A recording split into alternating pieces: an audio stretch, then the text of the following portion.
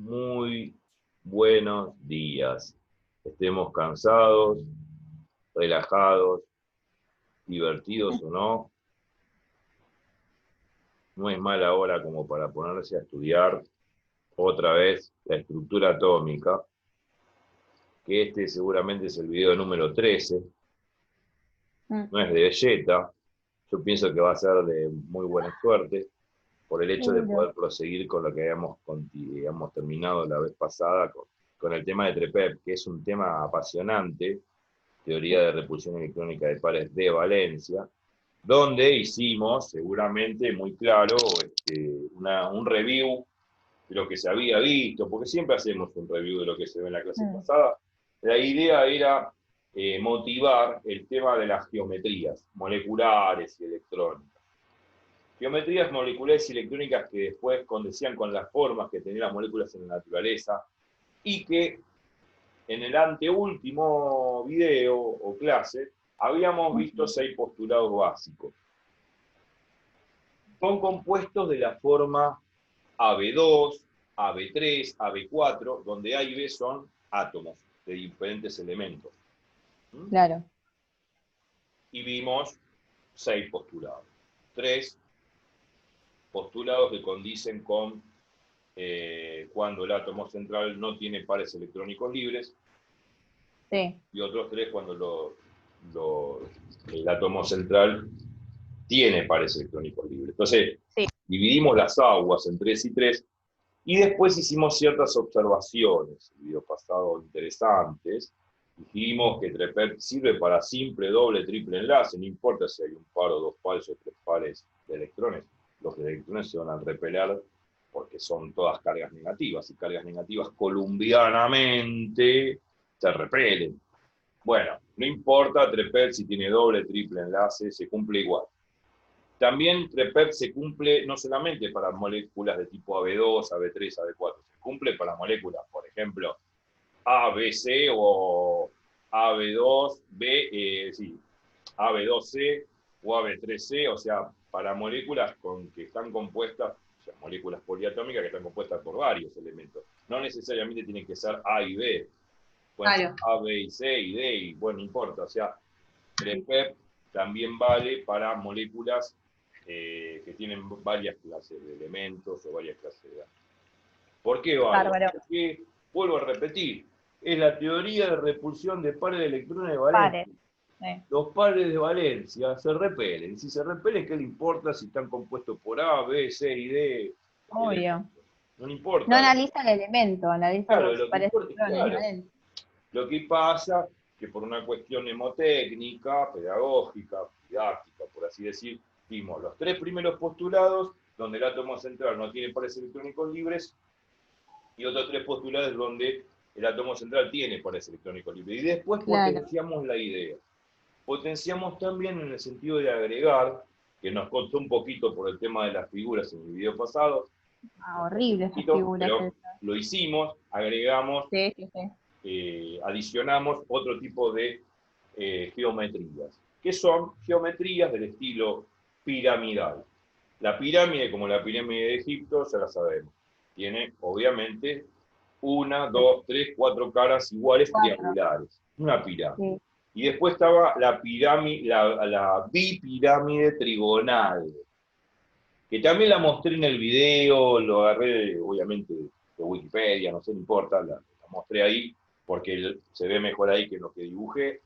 La bipirámide trigonal, lo dice la palabra. Si yo ya sé lo que es una pirámide, la pirámide de Egipto, pónganse en la cabeza, si yo sé lo que es una pirámide, yo ya tengo que saber lo que es una bipirámide trigonal. Ah, suena raro, ¿qué me está diciendo? No. Bipirámide son 2 pirámides. Trigonal es triángulo. Trigonal es triángulo. Una figura que es un triángulo tiene 3 ángulos. Eso significa trigonal, una cuestión trigonométrica. Entonces, la cuestión es bipirámide trigonal. Una pirámide con base triangular arriba y una pirámide con base triangular abajo. Entonces, cuando junto esas 2 pirámides, formo una bipirámide trigonal. Punto. Sí, se entendió. Y después, ¿qué más? Teníamos una geometría octaédrica. Sí. ¿Bien? Sí, sí. La geometría octaédrica estaba formado por una pirámide con base cuadrada Sí. arriba y una pirámide con base cuadrada abajo. Obviamente que octaedro significa 8 edros, 8 caras. Si yo junto una pirámide con base cuadrada arriba y una pirámide con base cuadrada abajo y cuento las caras, me da 8. 4 caras arriba y 4 caras abajo. Por eso se dice octaedro. ¿Ah? Y después, bueno, después venían otras cosas que por lo general eran las formas T, la geometría, obviamente, que sería la geometría molecular en forma T, o la geometría molecular en forma cuadrada, o de base cuadrada, bueno, en fin, es lo que hemos justamente hurgado de las diferentes geometrías, o las nuevas geometrías que estoy nombrando, las incorporé dentro de los postulados. Habría que encontrar ejemplos, yo obviamente no busqué, salvo el ejemplo del gas noble que está formado por xenón y flúor, interesante el tema, porque el xenón es un gas noble que debería reaccionar con nada, pero sin embargo en 1963 se encontró el primer gas noble, compuesto de gas noble, formado entre xenón y flúor, donde se hace reaccionar el xenón con el flúor a 600 grados Kelvin y a presión 5 atmósferas, su temperatura creo que de fusión, porque está en estado sólido, temperatura bien. Claro. Es un sólido, digamos, de un polvito, digamos, blanco, pero creo que su estado de fusión creo que es a 115 grados, una cosa así. Bueno, no importa, son propiedades termodinámicas, pero es raro encontrar un compuesto con el xenón, pero se encontró. Obviamente no corresponde la regla del octeto, hay una extensión del octeto porque quedan 10 para el xenón, y bueno, obviamente la forma que va a seguir esto es una forma geometría molecular plano cuadrada y geometría electrónica octaédrica, ya lo vimos. Bien. Bueno, potenciamos la idea de la geometría por ese lado. Pero bueno, medio como que uno se cansó de ver tanta geometría y dice, bueno, está bien, bárbaro, ya tenemos las formas geométricas. Ahora vamos a estudiar las propiedades físico-químicas de todo esto. Bueno, 3P me va a informar no solamente de geometría, sino también me va a proveer de información físico-química a nivel macroscópico que yo puedo evaluar en la naturaleza, que puedo evaluar y observar en el laboratorio. Para eso había que hablar en principio de lo que era la polaridad de la molécula. Una polaridad que significa algo que tenga polaridad, valga el término, ¿no? Algo que tiene polaridad significa que hay polos opuestos, positivo y negativo, ¿no?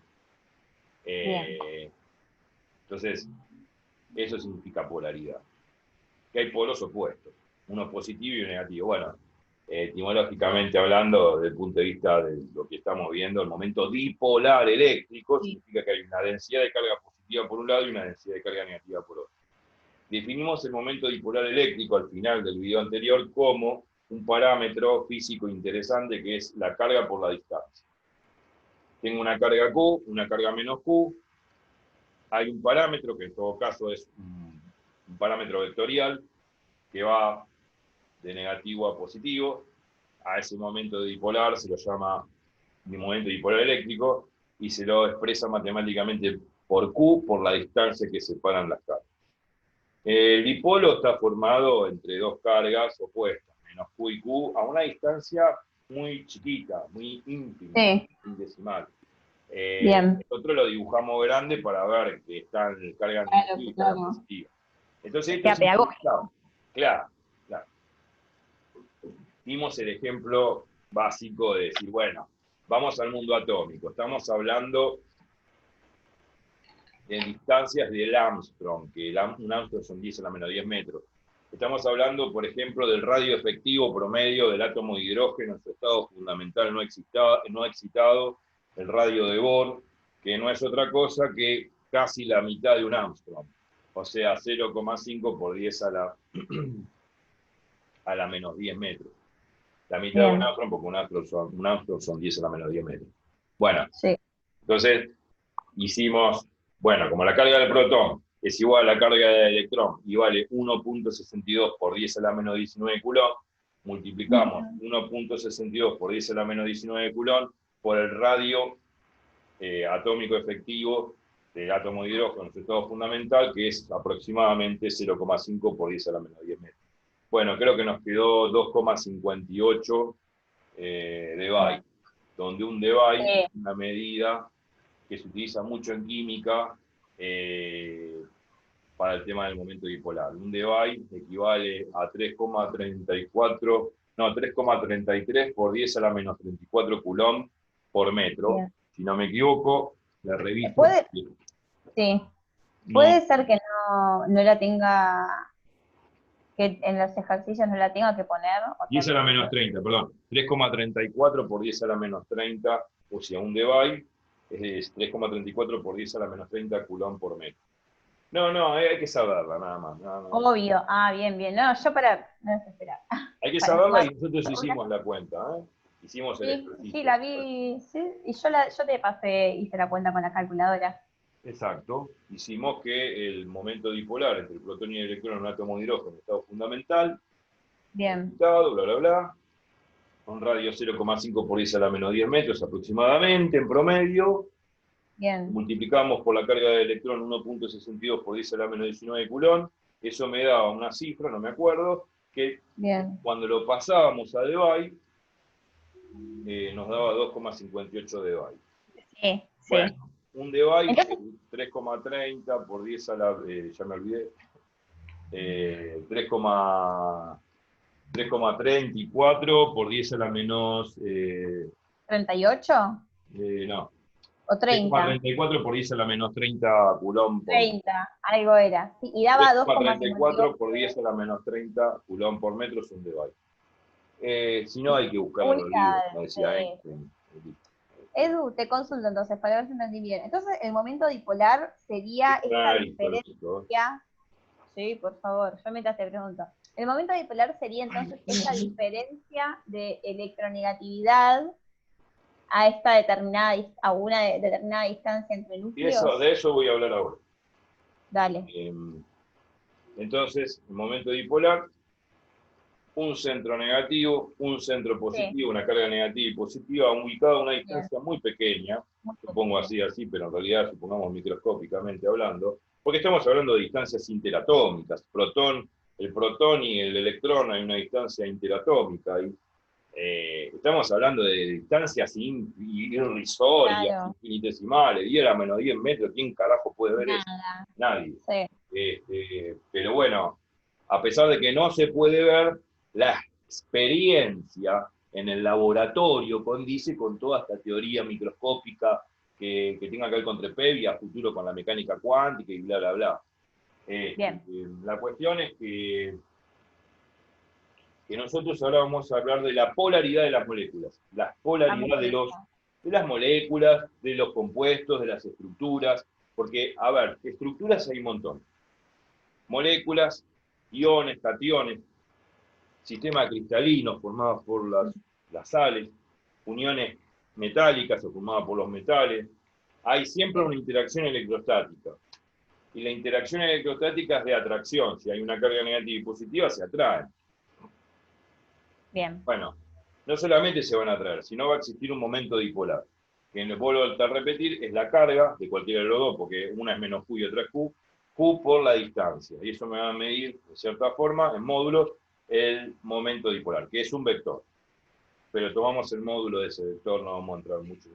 Lo vamos a ver vectorialmente, entre comillas. Pero ese momento dipolar me está informando que hay un campo eléctrico que se puede formar. Habíamos visto en el video pasado que teníamos la carga positiva donde emanaba campo eléctrico hacia afuera. Y la carga negativa donde todo el campo eléctrico desembocaba como si fuese una rejilla. Claro. Entonces, la carga positiva emanaba campo eléctrico como si fuese una canilla. La carga negativa desembocaba campo eléctrico como si fuese un sumidero o una rejilla. Entonces, ¿qué pasa? De este lado salía el agua digamos, estaba abierta la canilla y salía el agua. Y por este lado se la chupaba, que es el sumidero, la rejilla. Entonces el agua iba así. Claro. Sale por acá, sale por acá y se va por acá. Entonces hacía toda una línea de campos, dando la impresión de un campo eléctrico formado entre la fuente, que es la carga positiva, y el sumidero o el desagüe, que es la carga negativa. Entonces, obviamente, sale de la fuente todo el agua y va a desembocar al sumidero. Bueno, ese circuito que hacía el agua es sinónimo del circuito que hace el campo eléctrico yendo de la carga positiva a la carga negativa. Bárbaro. Lo vimos, no puedo volver a repetir todo. Pero no, me acuerdo. Ahora, las moléculas, vamos a hablar de una estructura especial, las moléculas, y lo vimos y acá está manchado el pizarrón con respecto a esto. Las moléculas, si bien cumplen el modelo de Lewis, la estructura de Lewis, la regla del octeto, bla, bla, bla, la cuestión que intratómicamente podemos decir que las moléculas compuestas, por ejemplo, de dos átomos, como vemos acá, HCl y HF, hidrógeno cloro y hidrógeno flúor, siguiendo la regla del octeto, vemos muy bien que uno de los átomos se puede comportar como electropositivo, o sea, con toda una densidad o nube positiva cargada electrostáticamente, y el otro átomo es el que recibe electrones, está cargado de toda una nube negativa, que significa de que obviamente es un elemento electronegativo. Entonces acá, por ejemplo, tenemos... Perdón, cuando te referís a nube, es nube de electrones. Sí. Bien.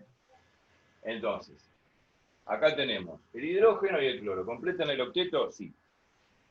Este completa, porque el hidrógeno sabemos que es la excepción dentro de la regla del modelo de Lewis. El hidrógeno, ping, le da un electrón al cloro. Obviamente, ¿por qué? Porque el cloro es electronegativo. Tiene mucha capacidad de aceptar electrones. Tiene una gran afinidad de electrones. Pero además, me doy cuenta porque necesita un electrón para completar el octeto, lo cual lo completa. Y el hidrógeno se comporta como un dador de electrones, por lo tanto queda cargado positivamente. Sí. Positivamente queda cargado el hidrógeno y negativamente el cloro. Entonces, ya hay una polaridad asumida. Claro. Una polaridad entre esta molécula, en esta molécula dada por este cloro, cargado negativamente, y dado por este hidrógeno cargado positivamente. Como el momento dipolar va de negativo a positivo, esta es la dirección del momento dipolar eléctrico del ácido clorhídrico. O sea, polaridad es lo mismo que decir diferencia de cargas. Sí, tenemos que asociarlo a eso, a la diferencia de carga de polaridad de signos, positivo, negativo o negativo, positivo. Y va esta polaridad se indica de negativo a positivo. Sí, físicamente es así. Aunque los químicos muchas veces lo toman al revés, pero no hay ningún problema. Es una cuestión convencional. Si yo me llamo Eduardo y mañana me llamo Roberto, voy a ser la misma persona. Si me quiero cambiar el nombre, es convencional. Ok. No importa. De negativo a positivo, además porque las ecuaciones que se manejan en física, en el electromagnetismo, electrodinámica, electrostática, condice a pensarlo así, pero es algo convencional, porque lo positivo para mí puede ser negativo y lo negativo positivo. Al revés puede ser. Eso de ponerle negativo y positivo también es convencional. El electrón que negativo es convención. Bueno, es convención. Bueno, entonces la química tiene muchas convenciones. Y bueno, entonces el momento dipolar del ácido clorhídrico HCl apunta de negativo a positivo, el de HF, fluoruro de hidrógeno o ácido fluorídrico, nomenclatura antigua, va, obviamente el hidrógeno le da un electrón al flúor, obviamente porque así completa la capa de 8, la regla del octeto, por eso es electronegativo del flúor, y el hidrógeno es electropositivo. Entonces hay un momento dipolar que va de el flúor, que es electronegativo, al hidrógeno, que es electropositivo. Siempre va de negativo a positivo el momento dipolar. Bueno, tenemos los momentos dipolares de ambas moléculas. Ahora, la pregunta del millón. ¿Quién es más grande? ¿Este parámetro o este? O sea, ¿quién es más grande? ¿Qué momento dipolar es mayor? Bien. Menor, supone, ¿no? Si sé cuál es el mayor, sabe que sé cuál es el menor. Entonces, ¿cuál es el mayor de estos momentos dipolares? Bueno, yo al final del video, cuando a vos se te cortó, analizamos las electronegatividades de los elementos. Y esto es muy importante.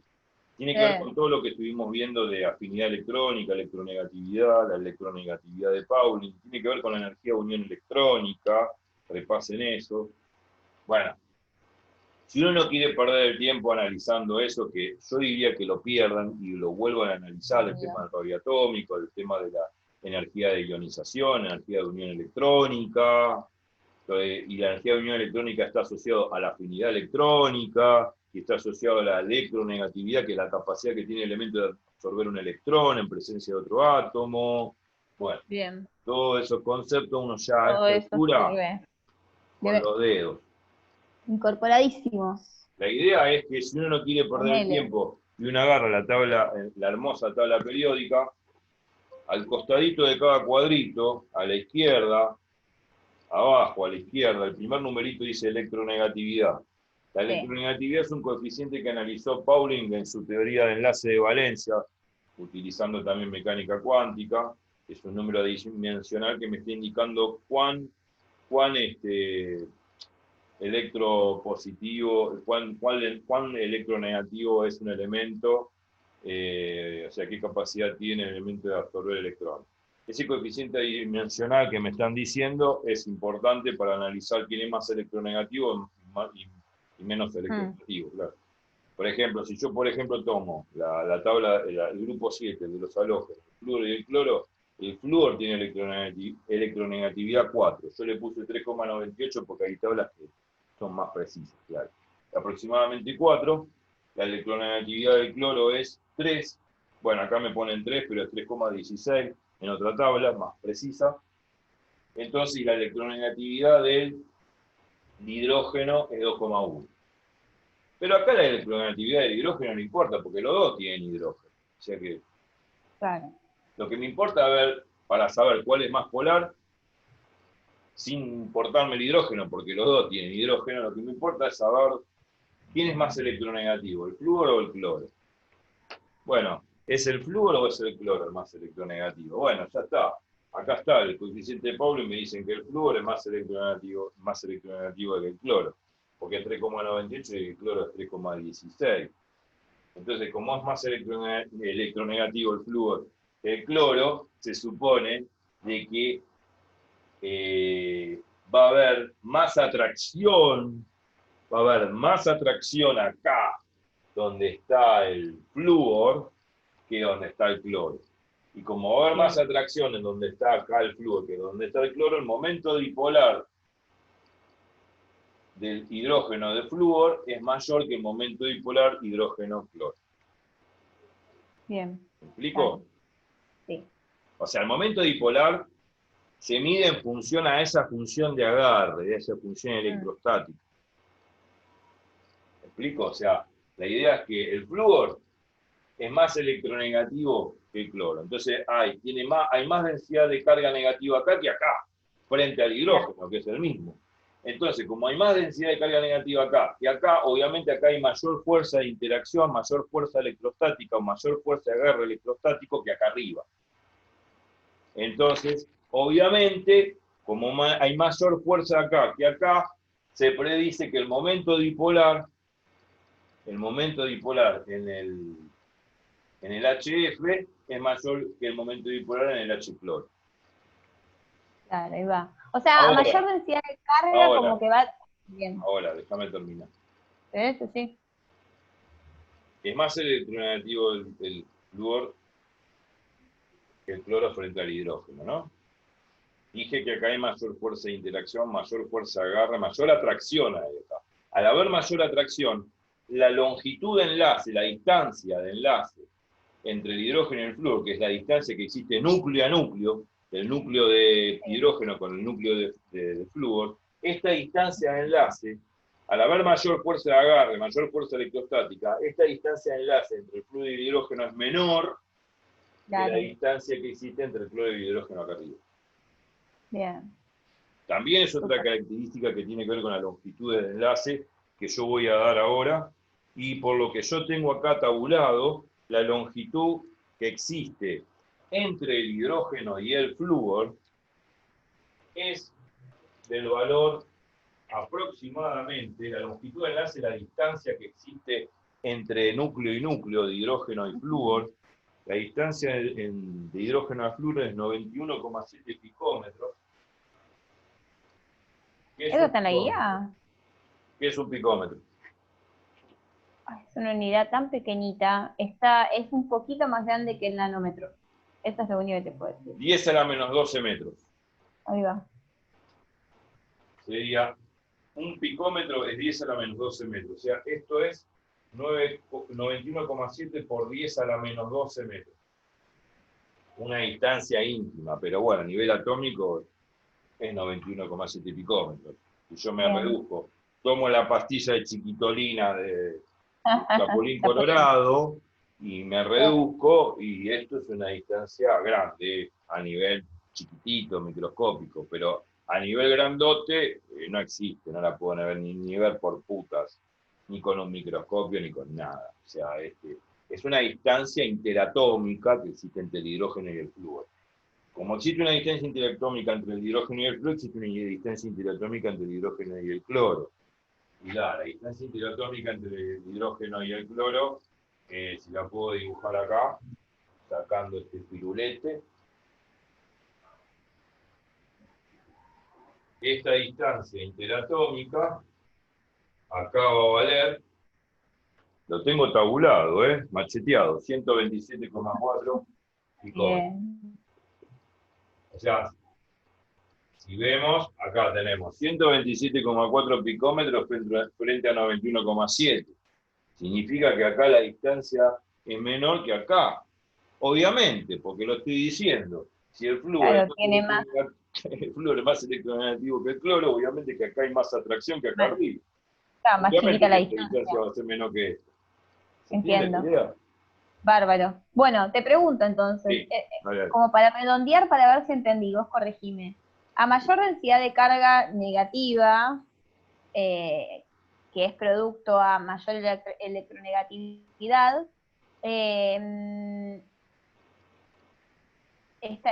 como esta nube electrónica va a ser más grande, cooperando entre flúor y cloro, ¿no? Entonces, olvídate la nube electrónica, exacto. Bien, bueno, entonces más fácil. Uno dice nube de electrones, ¿sabes qué? Cuando empieza a hablar de nube de electrones, cuando hablamos de la teoría de enlace de valencia de London, y Heitler y Slater, que inventaron todo esto con Pauling, bueno, no es que inventaron, utilizan el tema de los orbitales como para poder describir las hibridizaciones y geometrías a futuro de la molécula.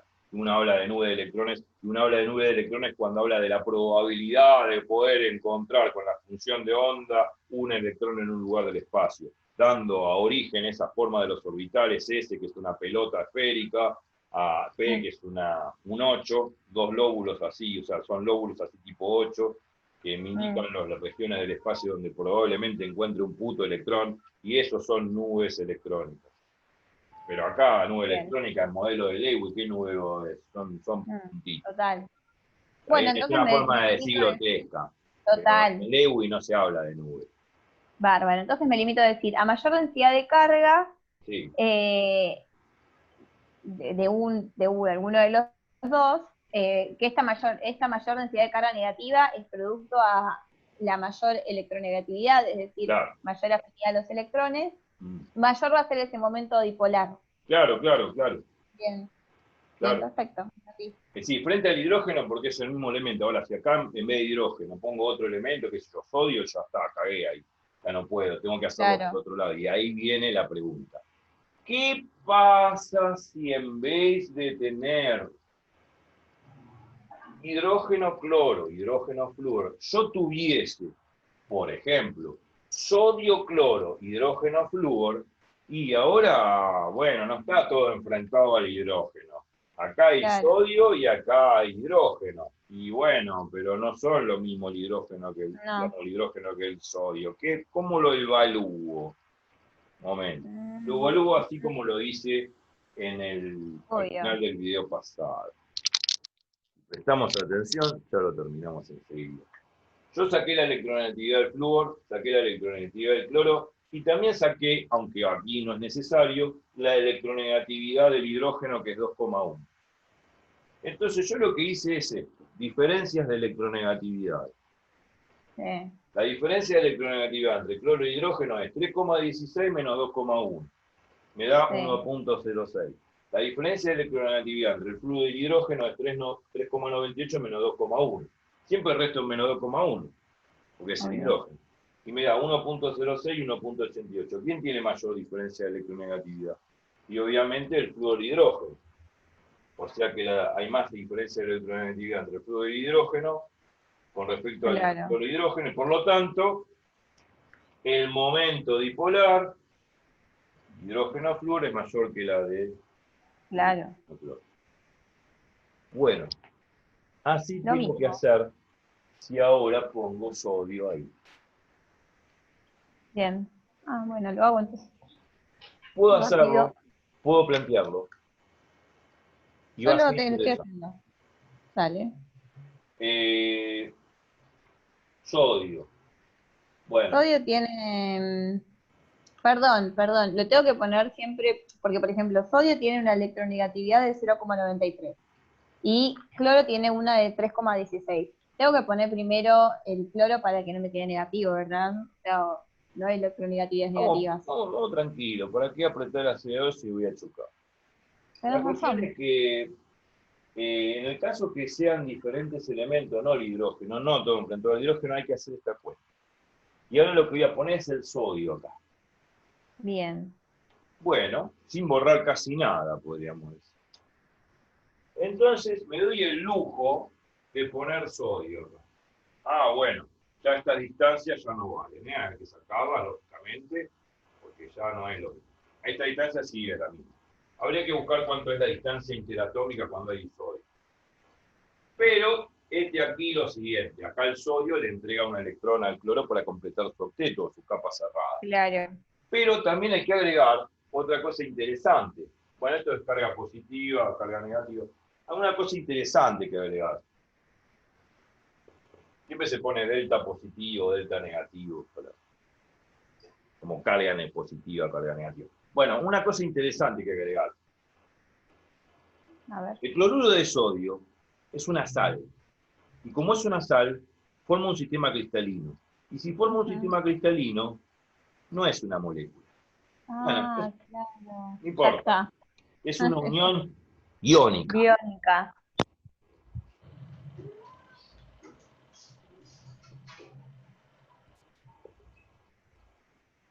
¿Por qué me salió mal iónica? ¿Qué escribo mal? Tengo que hacer un curso de caligrafía. Y esto sí es una molécula polar. Bien. Ahora vamos a definir mejor molécula polar y todo. Molécula polar. Polar de polaridad, obvio, otra cosa. Claro. Bueno, la cuestión, más allá de esa definición, vamos a medir el momento dipolar acá y el momento dipolar acá. Es presumible que en las uniones iónicas, las uniones son las más fuertes que hay, las uniones iónicas, que forman estructuras cristalinas entre cationes de sodio y cationes de cloro. Es como que una red cristalina es una red cúbica, pongámosle, donde tenemos el ion sodio, el ion cloro. El ion sodio, el ion cloro. Están de alguna manera alternados entre sí, formando una estructura cúbica de iones positivos quedados por los sodios y iones negativos formados por los cloros. Entonces, como que se van alternando. Cloro negativo, sodio positivo. Cloro negativo, sodio positivo. Cloro negativo. Y forman un reticulado, una red cúbica, por decirlo así, entre estos dos iones. Entre catión, sodio y anión cloro. Bueno, esa unión está dada porque cada sodio le da un electrón al cloro para completar su octeto. Bien. Y de alguna manera, esa unión está provista por la unión que existe entre iones positivos y negativos puestos alternadamente en ese reticulado. Por eso se mantiene firme y unido. Okay. Y no hay electrones libres porque obviamente el electrón del sodio en la última capa se lo da al cloro para completar su octeto y que todos los cloros negativos y sodios positivos, uno al lado del otro, formen ese reticulado o esa red cristalina. Por eso forma un sistema cristalino, forma un cristal. ¿Tá? El cristal de cloruro de sodio. Que por difracción de rayos X, de alguna manera pongo un cristal de cloruro de sodio frente a rayos X, del lado de la pantalla sale una roseta hermosa donde se difracta, obviamente, los rayos X a través de ese reticulado, y al difractarse me forma una linda roseta en la pantalla que se llama espectro de difracción, y con ese espectro de difracción mido las longitudes de enlace que existen entre los átomos y también mido la forma cristalina que tiene la unión, que va a ser cúbica. Bien. Está muy interesante, se llama difracción de von Laue. Difracción de Laue. Bien. Bueno, ok. Pero vamos ahora a retomar. Vamos a medir momento dipolar acá y momento dipolar acá. Bien. A través de la diferencia de electronegatividades. Entonces necesito la electronegatividad del sodio. Voy a la tabla hermosamente periódica. Me dice que la electronegatividad es 0,9. Sodio. En otras tablas por ahí es más preciso.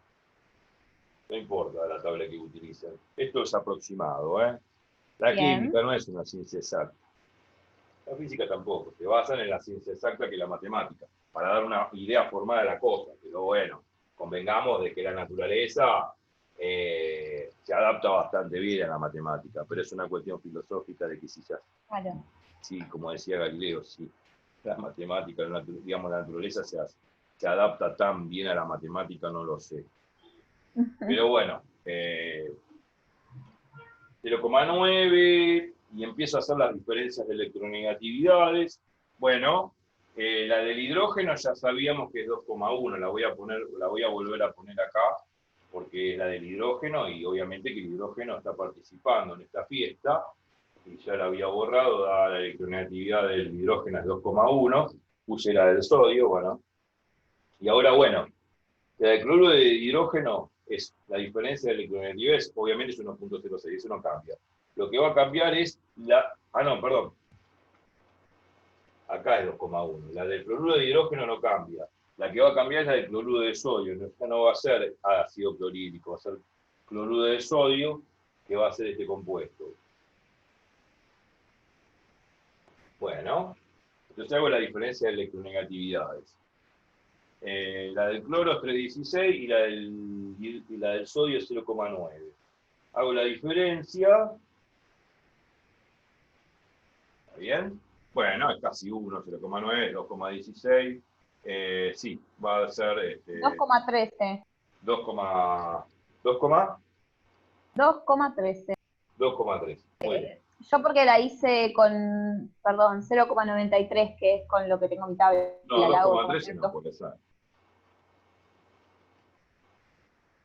2,26. No, perdón, una boluda.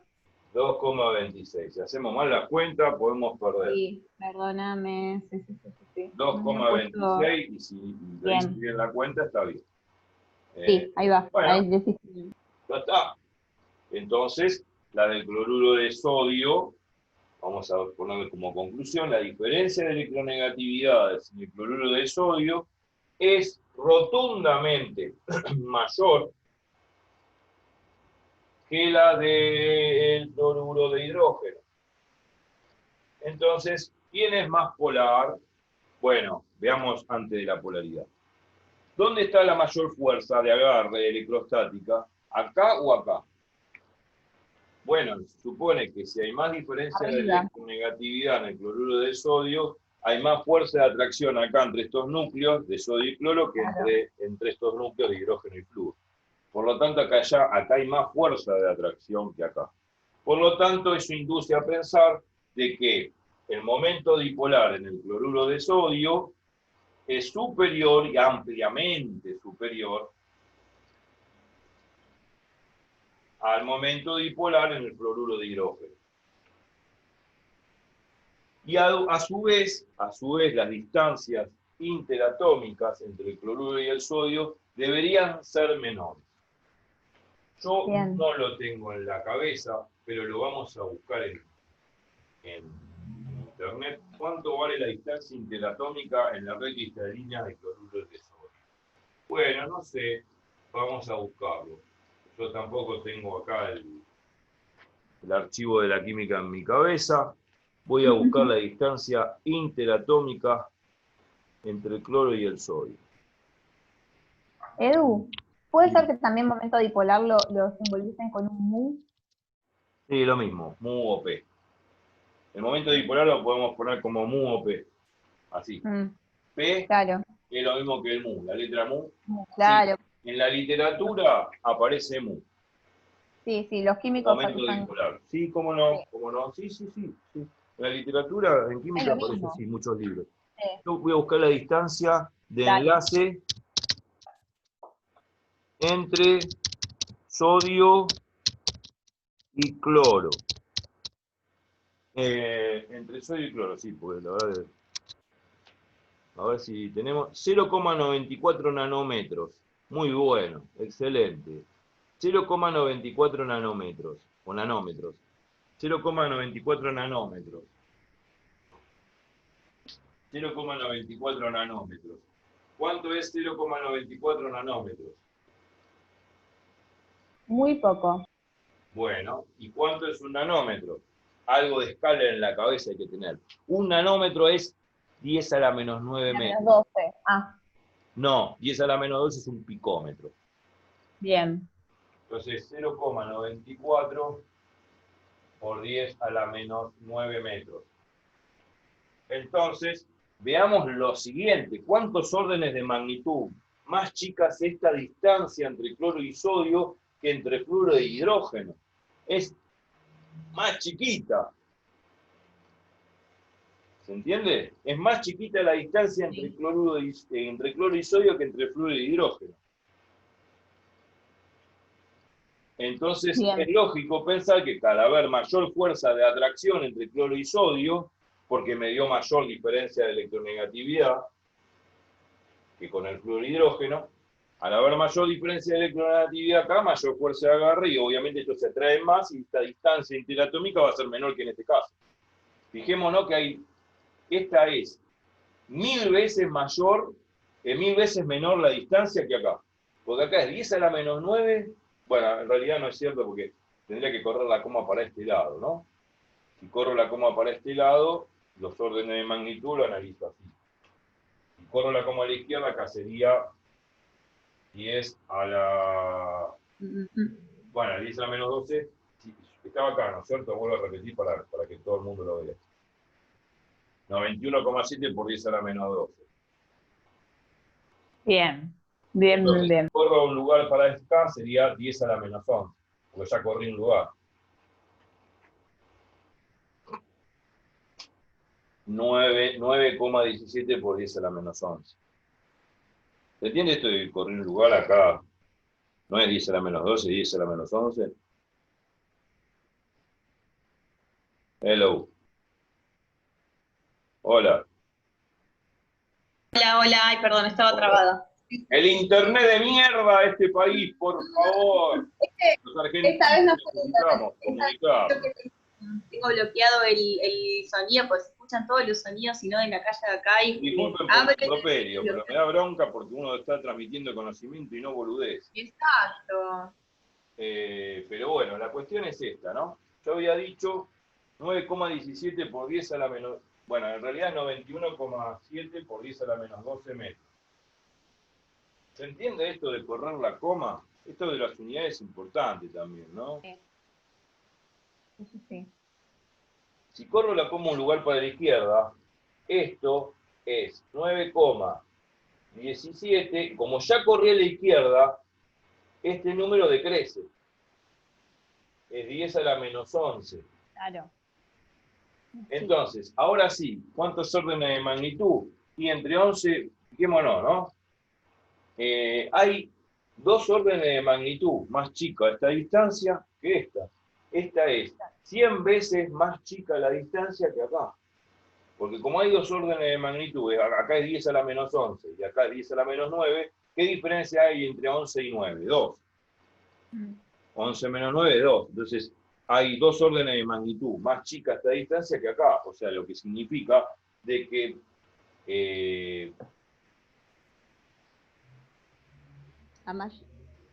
nanómetros puse. Sí. Está bien. Esta distancia es más chica que acá. ¿No es cierto? Ahí está, listo. Entonces, lo que estamos expresando, claro, 9,17 por 10 a la menos 11 metros, y acá es 0,94 por 10 a la menos 9 metros. Esa es la distancia que existe entre cloro y sodio. Y la voy a buscar de nuevo porque me parece que tengo tampoco te vuelvas loco. Siempre te una duda pequeña. Átomos neutros de sodio y cloro más cerca que 0, ah, no, a ver, voy a buscar porque me parece que busqué mal. Longitud de enlace. A ver, vamos a ver esto. Entre el sodio y el cloro. Bueno. Bueno. Cloruro de sodio, sí. Cuando evoluciona su energía potencial, una separación de 0,94 nanómetros. Bueno, pongámosle que está bien, que es este valor, listo. Está bien, lo busqué bien. Bueno. Tampoco, es más que nada es para que entiendas. No te vuelvas loco con tanta No, está bien. formalidad. Sí.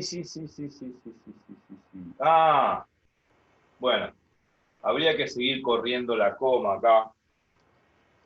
Y si sigo corriendo la coma es 0,917 por 10 a la menos 10 metros. Bueno, y acá es 10 a la menos 9. O sea que esta distancia es un poco más grande que esta. Pero más o menos son del mismo orden casi, ¿no? O sea, da la impresión que acá habría mayor atracción que acá. Pero bueno, no todo también es tan exacto así. Lo que quiero decir que acá tenemos 0,94 por 10 a la menos 9 metros de distancia, acá tengo 0,91 por 10 a la menos 10 metros de distancia. O sea, esta distancia es más chica que acá. Sí, eso Sin embargo, la diferencia de electronegatividad acá me da mayor, lo cual uno puede pensar, bueno, tendría que haber mayor fuerza acá de agarre que acá y esta distancia tendría que ser menor que acá, pero sin embargo son parecidas, no iguales. Esta es 10 veces más grande esta distancia que esta, porque esta es 10 a la menos 10 y esta es 10 a la menos 9. Entonces supone que esta es más grande que esta, pero 10 veces más no es mucho tampoco a niveles atómicos. Así que bueno, el hecho de pensar de que acá hay más fuerza de atracción que acá y uno puede erróneamente decir, bueno, esta distancia tiene que ser menor que esta, es factible, digamos, porque esto no es una ciencia exacta. Sin embargo, experimentalmente se comprueba que es esta la distancia entre cloro y sodio, y experimentalmente esta es la distancia que existe entre fluido y hidrógeno.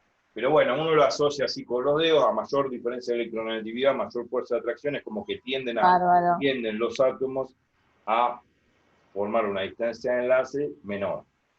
Bien. Bueno, listo. Entonces ahora pasamos a otra cosa. El parámetro P, que es el momento dipolar, que tiene que ver con esta diferencia de electronegatividad, muchas veces se lo menciona como mu. Bueno, y ahora quería hacer lo siguiente. Vamos a agarrar la tabla de los halógenos. Cloro, bromo, flúor, cloro, bromo, iodo, astato. Eso sería el grupo 7A de los halógenos. Y voy a poner ciertos valores de distancia de enlace y vamos a analizar esto de la distancia de enlace en función de esta diferencia de electronegatividad. Y cuanto más diferencia de electronegatividad, más polaridad tiene la molécula y mayor atracción existe entre los núcleos. Es algo evidente y algo muy físico. Y que experimentalmente se comprueba en la generalidad. Generalmente es así. Puede haber alguna excepción, siempre hay una excepción a la regla en química, así que va. Por ejemplo, acá tengo una tabla de valores interesantes. Agarramos la familia del grupo 7A, la tabla de los halógenos. 7A, donde está agarran la tabla, el flúor, después abajo viene el cloro, después abajo viene el bromo, después abajo viene el yodo y al final el astato. Bueno, son los elementos que encontramos comúnmente en la naturaleza. Entonces, habíamos hablado del hidrógeno y el flúor. Esta unión, la distancia es interatómica, es 91,7 picómetros. Ya hablamos de esto. El momento dipolar, aproximadamente acá, HF, se pone mu, ahora lo ponemos como mu para... Claro. Aproximadamente es 1,86 de Bay. Acuérdense que el de Bay es... ¿Esa tabla está en la guía o en los resultados? No está en el resultado, lo puse yo de lo que yo conozco. Ah, bueno, yo la estaba buscando y decía dónde está. No, lo puse yo de lo que yo conozco y de lo que sé, obviamente, del tema, así que no hay problema por eso. Sí, es eso, ¿no?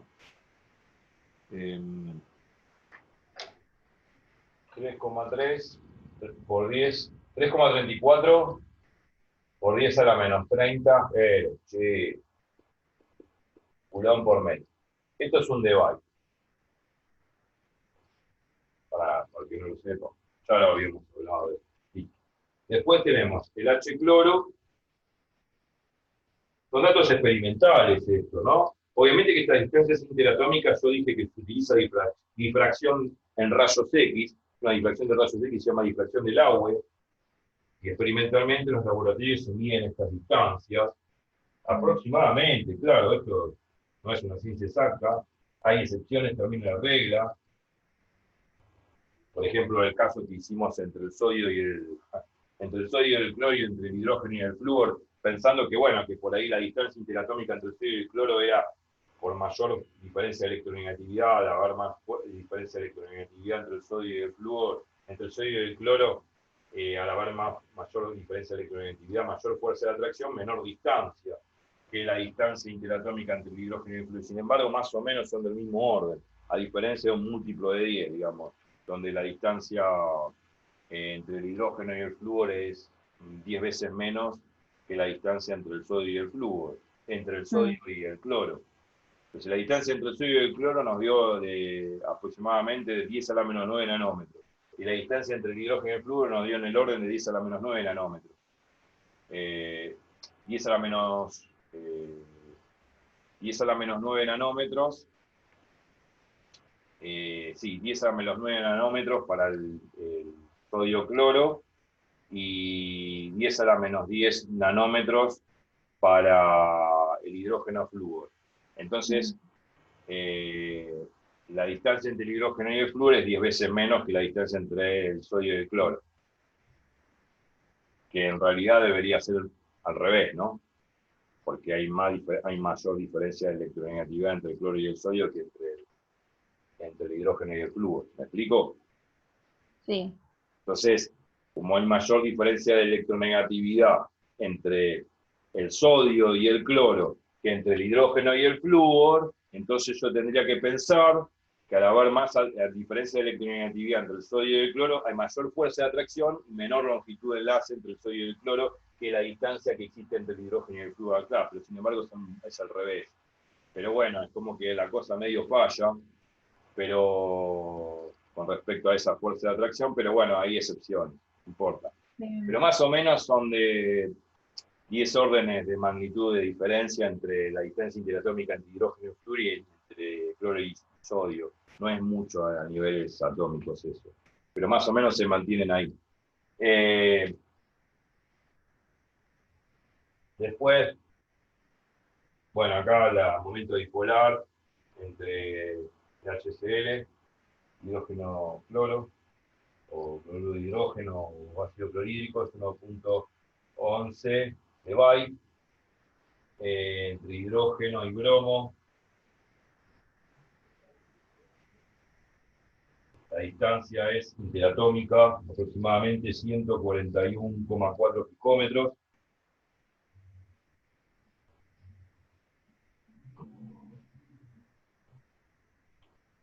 entre el hidrógeno y el yodo, la distancia es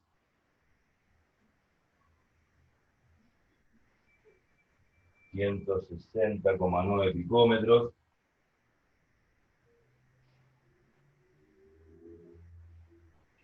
Y no pongo el del astato y el hidrógeno porque no me interesa. Ya está, vamos a ponerlo completo. Porque no tengo lugar, por eso. Momento dipolar de esta porquería del hidrógeno bromo es 0,768 de Bay. Y acá el momento dipolar de hidrógeno yodo, yoduro de hidrógeno, es 0,382 de Bay. Bueno, ahí está. Ahí tenemos todos los valores aproximados, los momentos dipolares. Y ahí vemos por qué los momentos dipolares cambian. Vemos que el momento dipolar mayor lo tenemos en el hidrógeno flúor. Este es mayor que este a su vez es mayor que este, y este es mayor que este. ¿Por qué? Por eso de la diferencia de electronegatividad. Si hacemos la diferencia de electronegatividad entre el flúor y el hidrógeno, y la diferencia de electronegatividad entre el flúor y el hidrógeno es la electronegatividad del flúor menos la electronegatividad del hidrógeno, esto es 3,98 menos 2,1. Bueno, esto es 1,78. Bueno, sí. Acá hacemos la diferencia de electronegatividad entre el hidrógeno y el cloro, y bueno, va a ser 3,16 menos 2,1. O sea, va a quedar 1,06. Negro, 0,6. Y después la diferencia de electronegatividad entre el hidrógeno y el bromo va a ser la electronegatividad del bromo menos la electronegatividad del hidrógeno, y la electronegatividad del bromo, si no me fijo en la tabla, no lo voy a saber. Y acá dice que es 2,8. 2,8 menos 2,1 es 0,7. Y la diferencia de electronegatividad entre el hidrógeno, yoduro de hidrógeno, es la electronegatividad del yodo, menos la electronegatividad del hidrógeno. También, si no me fijo en la tabla, tampoco lo voy a saber, es 2,5 menos 2,1, 0,4. Bueno, ¿dónde está la mayor diferencia de electronegatividad? Y ya sabemos dónde está la mayor diferencia de electronegatividad acá. Este mayor que este mayor que este mayor que este y este mayor que este. Obviamente, a mayor diferencia de electronegatividad, mayor momento dipolar. ¿Se ve eso? ¿Se ve eso? Sí, perdón, estoy de vuelta trabada. Entonces, eso sí lo puedo agarrar como una regla general que se cumple en todos los elementos. A mayor diferencia de electronegatividad, mayor será el momento dipolar. Sí. Genial. ¿Está bien? Estoy tomando el ejemplo de los halógenos, ¿no? Combinados con el hidrógeno. Esto es una regla muy bonita para poder entender bien por qué a mayor diferencia de electronegatividad, mayor fuerza de atracción existe entre los núcleos, y por lo tanto también hay mayor momento dipolar eléctrico. ¿Está bien? Es una regla ya. Obviamente al haber mayor momento dipolar hay mayor polaridad en la molécula. Mayor carga positiva y negativa al mismo tiempo, así mayor diferencia de carga en esa distancia interatómica, ¿tá? Y ese momento dipolar hace de que sea más polar, más polarizable la molécula. Y así va variando. También disminuye digamos, a ver, al ser menos polar hay más distancia interatómica. Fíjate cómo va aumentando la distancia interatómica a medida que es menos polar la molécula. ¿Me explico? Es lógico, porque al ser menos polar, menos fuerza de atracción hay entre los núcleos, y al haber menos fuerza de atracción, y obviamente se pueden separarse más, porque se ven menos atraídos. ¿Me explico? Hola, Internet. Ay, sí, perdón, pucha, estoy bloqueada y me olvido, te hablo y me olvido de desbloquearme. Se entiende, se Yo explica muy diría bien. que no hay necesidad de que apretes el botón para responder, déjalo en audio, porque... Listo. No, yo para que no se escuche todos los ruidos de Pero no fondo que se escucho escuchan en la nada calle. yo. Ah, ¿no? No. Acá retumba. Bueno, listo. Está bien, entonces lo dejo yo porque pensé que se pasan A los mí camiones de prefiero fondo. prefiero cuando te pregunto que me conteste rápido antes que decirte, Dale. hello, Houston, qué sé Ok, yo, qué pasa con genial. la señal, perdí. ¿Viste cuando dicen Houston los astronautas? Houston, Houston. Y Sí, hasta que encuentran la señal y ahí le responden. Bueno, es porque están perdidos los tipos. No saben ni dónde están. Bueno, entonces lo que quería decir que las distancias interatómicas van aumentando en forma inversa a la disminución de la polaridad. Al ser menos polarizable, o sea, al ser el momento dipolar cada vez menor, menor es la fuerza de atracción entre los núcleos, y al ser menor la fuerza de atracción entre los núcleos, mayor va a ser la distancia internuclear, porque obviamente al bárbaro. verse menos agarrado o menos atraído, se separan más. ¿Se Bien, entiende? bárbaro. Sí, sí, sí, sí. Esto es importante, esto es físico. Otra cosa más e interesante de la cual vamos a hablar, porque esto está, digamos, viene de la mano con el tema de Treper, y va a venir obviamente de la mano de la mano de Treper, todavía de Treper no hablé, estoy hablando de la polaridad de las moléculas. Esto viene aparejado de una propiedad física muy interesante que es la temperatura de ebullición y de Mm, fusión. Es una propiedad la física. polaridad. Sí, la polaridad está asociada a la polaridad de la molécula en sí, está asociada a la temperatura de fusión y ebullición de la molécula en sí. Bien. ¿Qué es la temperatura de ebullición? Bueno, Cuando no ves- sabemos lo que es la ebullición hasta el día de hoy. Me parece que nunca uno hirvió una pava para tomarse un mate, como digo yo. Cuando uno hierve la pava, ¿qué pasa? Le da calor al agua. El agua absorbe, las moléculas del estado líquido del agua absorben calor. Al absorber Sí, el calor, obviamente estas moléculas están agitadas térmicamente por la teoría cinética de Maxwell, de los gases. sí. Podemos aludir a eso. Vemos que absorbe calor, ese calor se transforma en agitación térmica de las moléculas del agua, se empiezan a agitar, a chocar entre sí, a separar entre sí cada Ajá. vez más en esa agitación alocada térmica que existe entre ellas, y llega un momento que existe una temperatura, que es la temperatura de ebullición, donde ya de alguna manera las moléculas que estaban en estado líquido, al agitarse tanto térmicamente, se separan de tal forma que pasan a estado de vapor, Claro. ¿no? Y las que están en estado de vapor pasan a estado líquido. Eso se llama situación de equilibrio termodinámico cuando se llega a la temperatura de ebullición. Cuando se llega a la temperatura de ebullición, podemos decir que si bien las moléculas que estaban en estado líquido absorbieron una cierta cantidad de energía suficiente como para separarse entre sí y vaporizarse, también las Claro. que están sobre la superficie del agua, estas que están vaporizadas, vuelven a su estado líquido. Y así es un equilibrio. Bien. Las que están en estado líquido pasan a estado de vapor, las que están en vapor en estado líquido. Es un estado de equilibrio que se llama estado de equilibrio de ebullición o de Ajá. saturación, vapor Bien. líquido.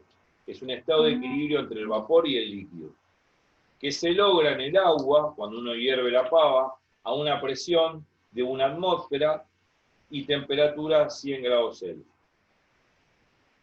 bien. Cuando se llega a esa temperatura, la temperatura, si pongo un termómetro, va a mantenerse en 100 grados, siempre. ¿Por qué? Siempre. Porque el agua y el vapor están en estado de equilibrio termodinámico. Bien. Vapor pasa a líquido y líquido pasa a vapor.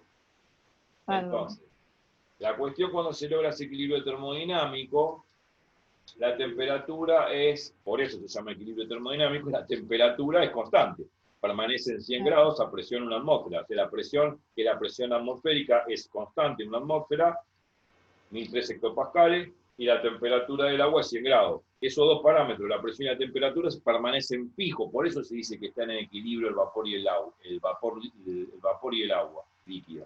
¿Por qué? Porque los parámetros termodinámicos prevalecen constantes, tanto la temperatura del agua y del vapor como la presión, obviamente, de la atmósfera, en la cual está el vapor, digamos, ¿no? Y el líquido. Es una situación de equilibrio termodinámico, la ebullición. Llega a esa temperatura, se mantiene 100 grados, el agua se vaporiza, el vapor que está sobre la superficie vuelve a estado líquido y se evaporiza, permanece en estado de equilibrio. Obviamente que en algún momento se va a vaporizar toda el agua de la pava y no va a quedar nada. Una vez que se vaporizó todo el agua de la pava, todo está en estado de vapor, el agua se vaporizó. Bien. Bueno, la cuestión es la siguiente, eso se llama temperatura, bueno, eso se llama vaporización por ebullición, se llama temperatura de ebullición, esa temperatura en la cual se logra ese estado de equilibrio, como se vaporiza el agua, 100 grados. Y después está la temperatura de fusión, que también es una temperatura de cambio de estado de agregación.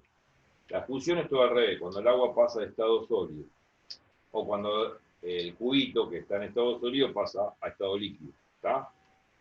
Entonces, cuando yo congelo agua a 0 grados, se congela el agua a 0 grados, se llega a lo que se llama la temperatura de fusión. Empieza a las moléculas del agua, al quitarle su energía, se ven menos agitadas térmicamente y está la oportunidad que al haber menos agitación térmica por haber descendido la temperatura, al haber menos agitación térmica entre las moléculas por haber descendido la temperatura, tienen la oportunidad de atraerse. Bien. Y se atraen a través de lo que vamos a denominar puentes de hidrógeno. Y se atraen de tal forma con ese puente de hidrógeno que es tan fuerte tan fuerte la atracción que logran formar todo un gel de moléculas donde se condensan todas las moléculas al unirse formando un estado sólido que es el hielo. Eso es lo que pasa atómicamente. Y eso sucede a una temperatura de 0 grados Celsius para el agua y presión una atmósfera, obviamente. Bien. Mientras el agua está congelándose a 0 grados, o sea, solidificándose, pasando de estado líquido a sólido a 0 grados y presión una atmósfera, esa temperatura de 0 grados permanece absolutamente constante y no cambia. Si yo meto un cubito en la coca, bueno, un cubito en el agua, y pongo un termómetro, mientras esté derritiendo el cubito dentro del agua, la temperatura del agua y del cubito es constantemente 0 grados Celsius. Una vez que se fundió todo el cubito, y ya empieza a elevar la temperatura por encima de 0 grados. Pero mientras coexista el cubito con el agua, la temperatura prevalece a 0 grados. Eso es un estado de equilibrio de fusión. Mientras se esté fundiendo o fusionando el cubito, el hielo, frente al agua líquida a 0 grados, esa temperatura de 0 grados permanece constante. Una vez que se fundió todo, entonces sí empieza a aumentar la temperatura. Eso es la fusión. Una cosa es la ebullición, cuando se vaporiza el agua, y otra cosa es la fusión, cuando se fusiona el hielo, o sea, se licúa el hielo, o el agua se transforma en hielo, se solidifica. Bien. ¿Se entiende la diferencia entre una cosa y otra? Bueno, esto de los estados de agregación, temperatura de ebullición para pasar de estado líquido a vapor, de vapor a líquido, como la temperatura de fusión para pasar de líquido a sólido o de sólido a líquido, esto tiene que ver con propiedades físico-químicas, termodinámicamente hablando, que se experimentan todos los días en los laboratorios y en la naturaleza, pero están muy relacionados a esto del momento dipolar, atómicamente hablando. Entonces, las moléculas que sean más polares, como por ejemplo esta frente a esta es más polar que esta, se supone al ser más polar que esta, ya sabemos por qué, se supone que estas moléculas entre sí se van a atraer mucho más fuerte que estas de acá. Sí. Las que son más polares. Las que son más polares se van a atraer intermolecularmente, ahora es entremolecular, cuando digo intermolecular, es entre moléculas, ahora intermolecularmente, entre estas moléculas va a haber más atracción que estas de acá abajo. Entonces, como va a haber mayor fuerza intermolecular, mayor, esta de acá arriba respecto a la de acá abajo, al haber más fuerza de atracción entre ellas, más es difícil separarlas. Claro, entiendo. Y si es más difícil separarlas, va a ser más difícil la ebullición. Claro, ahí va. La temperatura de ebullición va a ser más Va a ser alta. mayor. Claro, entendí. ¿Qué? Bien. Esa es la clave. Esa es la clave. Y así se analiza. A mayor polaridad, mayor atracción intermolecular entre las moléculas, más difícil es separarlas y por lo tanto mayor temperatura de fusión y ebullición van a tener. Bárbaro. Punto. Y eso tiene que ver con el momento dipolar y la polaridad de la molécula. Bien. Bueno, eso lo voy a poner en palabras, me parece interesante, pero más allá de esto voy a poner las temperaturas de ebullición de todos estos elementos, como para ir comparando y confirmando lo que yo dije en palabras, que después voy a manchar el pizarrón y lo voy a poner escrito. Bárbaro. La temperatura de ebullición, vamos a poner acá, hablamos de la temperatura de ebullición. Para estos compuestos, para estas moléculas, son estas que tabulé acá y que tengo acá en el machete. La temperatura de ebullición para el fluoruro de hidrógeno es 19,5 grados.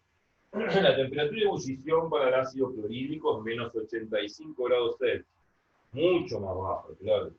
Para el... La temperatura de ebullición la ponés T mayúscula y E, ¿verdad? Sí, bueno, vamos a poner T mayúscula, sí, de T y E.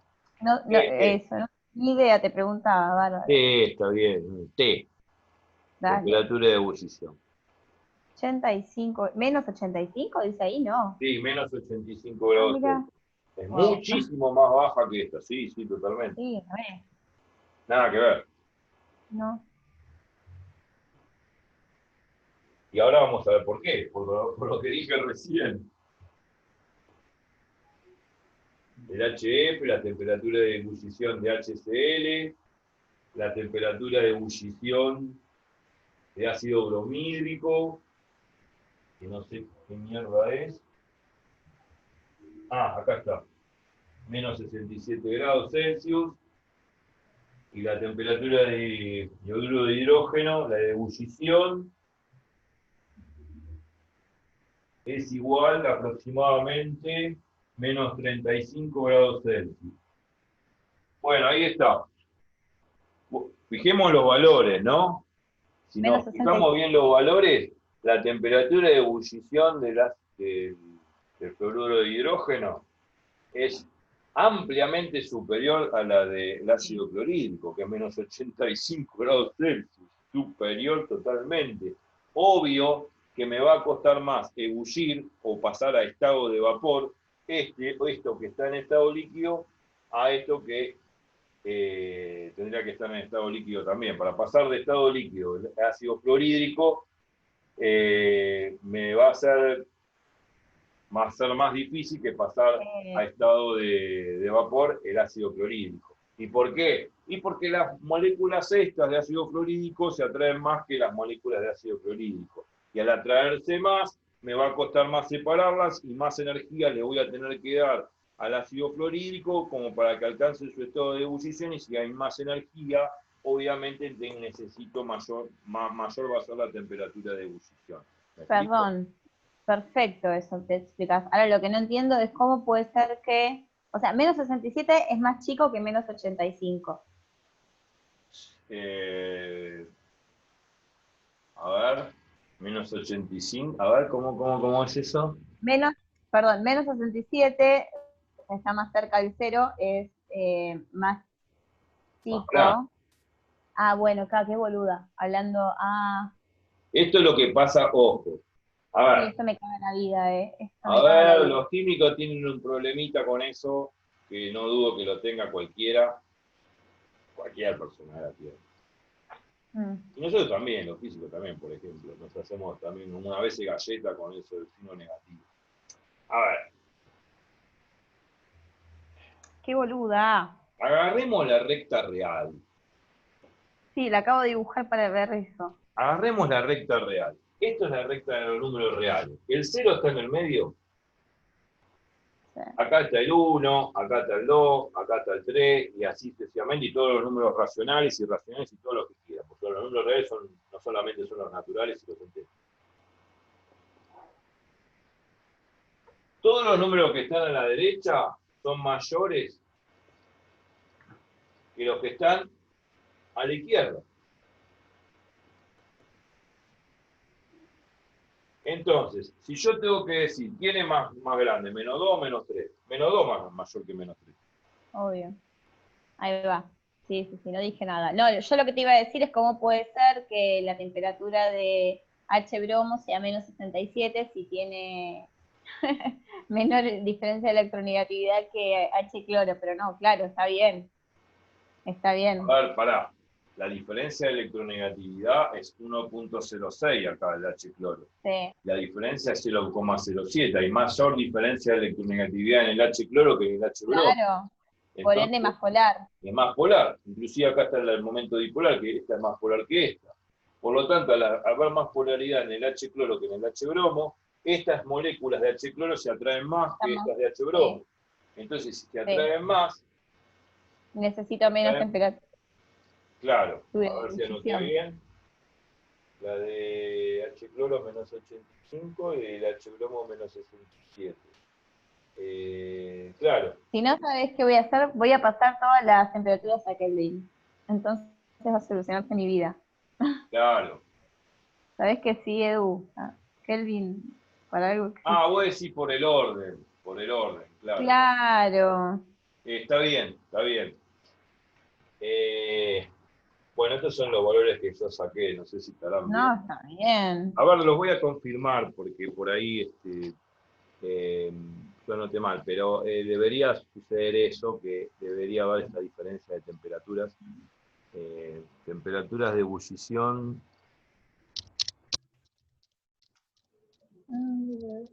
Ebullición en halógeno.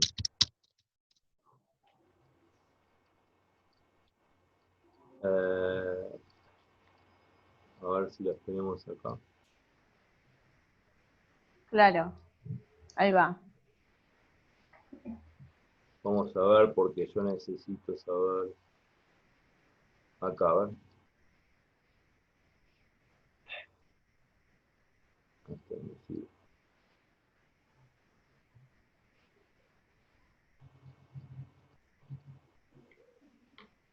A ver, vamos a buscar. Pues yo tenía algo. Yo lo voy a buscar, ya lo tengo acá. Claro. Favoritos. Sí, por el tema del orden, pero bueno, la idea es esa, ¿no? Mayor polaridad, mayor atracción, mayor cuesta de separar las moléculas y mayor energía tengo que dar para lograr mayor temperatura de ebullición. O sea, lógicamente, tengo que al darle más energía, más tengo que calentar el sistema y mayor sería la temperatura de ebullición como para poder vaporizar ese líquido. Claro. Ese es el concepto físico que uno tiene y que tiene que tener bien asumido en la cabeza. Haluro de hidrógeno. ¿Cuál es esto? ¿Ver? Acá está. A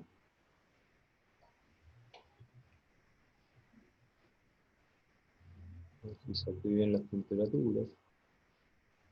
Bueno, a ver, ¿dónde están las temperaturas? ¿Dónde saqué yo las temperaturas?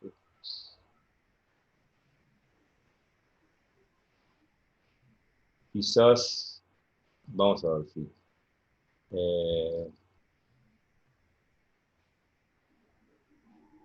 ver.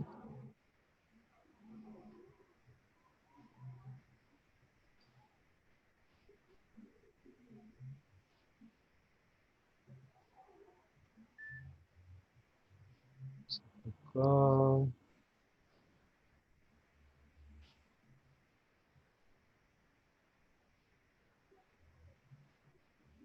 Bueno, volviendo de nuevo, después de dilucidar el problema de los valores estaban bien calculados, o sea, los que yo había tabulado y los que había confirmado en internet están perfectos, según las tablas de temperatura de fusión y ebullición también.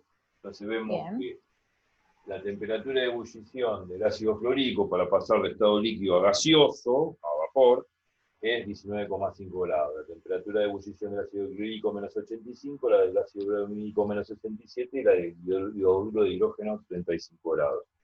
Bueno, esto es compatible con esto que estamos diciendo. Cuanto más polar sea la molécula, las moléculas se ven más atraídas.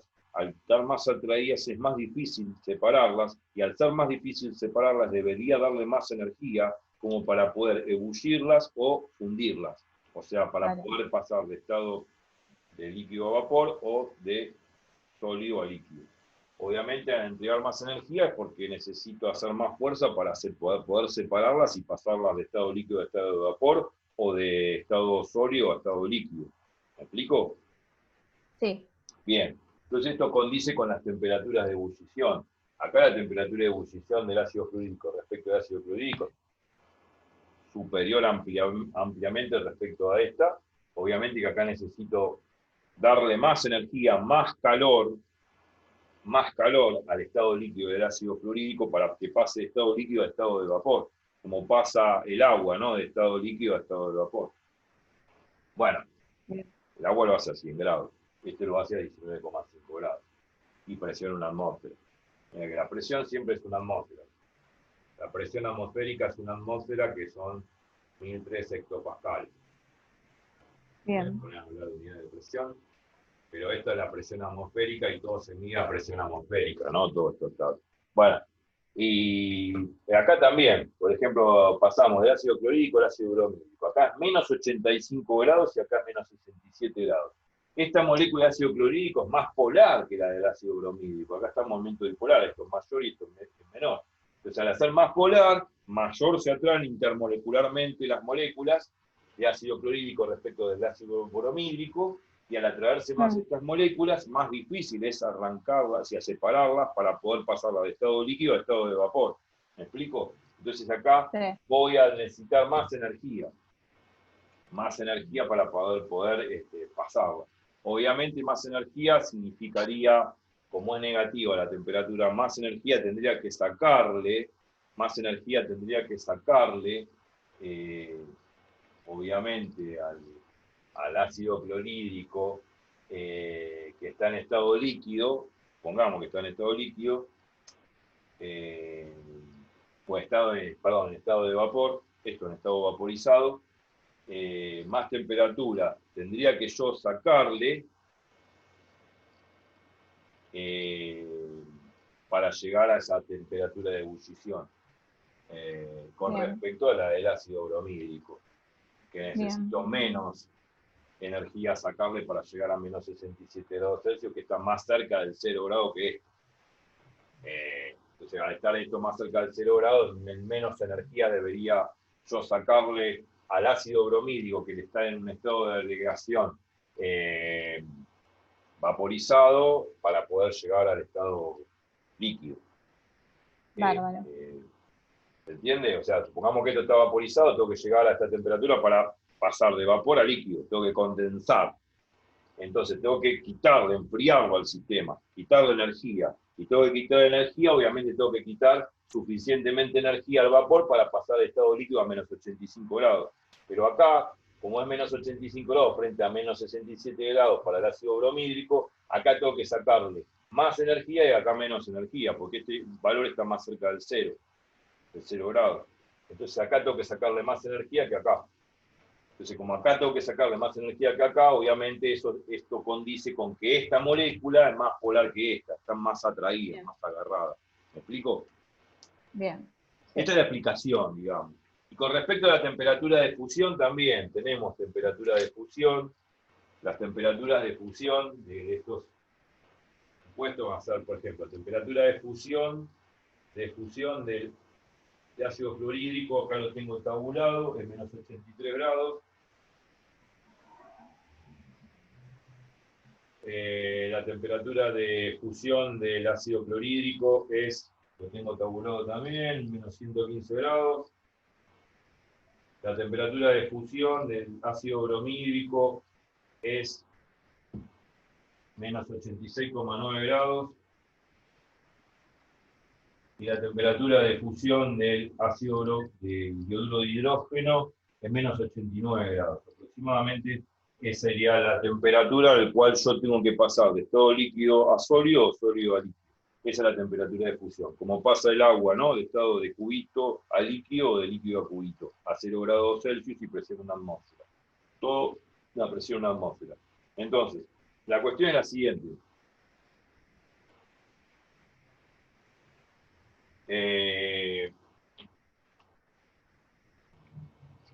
Fijémonos que la temperatura de fusión del ácido fluorhídrico es menos 83 grados contra la del ácido clorhídrico que es menos 115.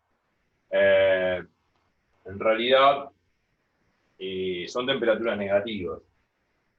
Entonces, si está en estado líquido esto, a menos 83 grados, y yo tengo que estar, esto está en estado líquido, yo tengo que llevarlo, esto a menos 83 grados, y esto lo tengo que llevar, el ácido clorhídrico está en estado líquido, lo tengo que llevar a menos 115 grados para solidificarlo. Obviamente, se supone que estas moléculas se atraen más. Al atraerse más, yo no necesito sacarle tanta energía para que estas se puedan apelmazar y atraer, porque como se atraen bastante, al haber mayor fuerza de atracción, estas moléculas se atraen más, entonces yo no necesito sacarle tanta energía al ácido fluorhídrico como para que las moléculas se atraigan, se apelmacen, condensen entre sí y formen el estado sólido. En cambio estas que se atraen menos, porque el momento dipolar es menor, la temperatura en este caso de ebullición es menor. ¿Por qué? Porque necesito obviamente, como se atraen menos, necesito sacarle más energía al sistema, enfriarlo más como para que éstas se apelmacen y pasen en estado sólido. ¿Me explico? Sí. Esa es la explicación. Bien. Pero bueno, la realidad condice con lo que estábamos diciendo. A mayor polaridad en la molécula, a mayor atracción va a haber entre las moléculas, más se atraen, más difícil es separarlas, más energía tengo que gastar para separarlas entre ellas. Y al consumir más energía para separarlas, obviamente la temperatura de fusión y ebullición tiende a aumentar. Claro. ¿Se entiende? O sea, necesito gastar más energía para poder lograr el cometido, para ebullir o para fundir. En todo caso, mayor atracción hay entre las moléculas, más se atraen. Al atraerse más se apelmazan, más es difícil separarlas, más energía tengo que irradiarle o darles como para separarlas. Y si más energía tengo que darles para separarlas, más me va a costar vaporizarlas, más me va a costar fundirlas. Claro. Se atraen más. Y eso condice con mayor temperatura de ebullición y mayor temperatura de fusión. A más polaridad, más atracción entre ellas, más me cuesta fundirlas, más me cuesta ebullir, mayor temperatura de fusión y mayor temperatura de ebullición. ¿Me explico? Perfecto. Perfecto. Entonces, y vemos las temperaturas son todas negativas, ¿no? Si le sacamos el signo, por ahí lo vemos mejor, ¿no? Por ejemplo, la temperatura de ebullición, de fusión del ácido fluorídrico, saquémosle el signo, 83 grados, y saquémosle el signo a 115. Bueno, entonces, o acá, por ejemplo, ¿no? Si le saco el signo entre esta y esta. Esto es 115 grados y esto es 86,9. Entonces acá tengo que dar más temperatura, o sea, acá la temperatura de fusión en módulo es mayor que la temperatura de fusión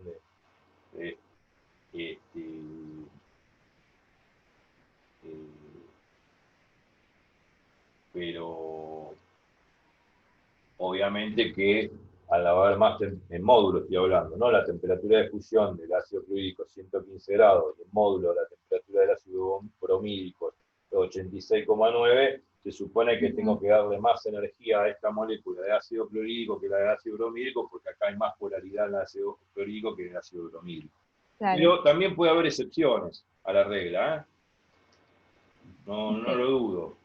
Puede haber excepciones, no es una regla técnicamente matemática, que a mayor polaridad, mayor atracción, más me cuesta separarlas, mayor energía, mayor temperatura de fusión y ebullición tendré que darle como para poder separarlas, para poder pasarlas a otro estado de agregación. Esa regla intuitivamente es válida, pero muchas veces no condice con los valores tabulados experimentalmente.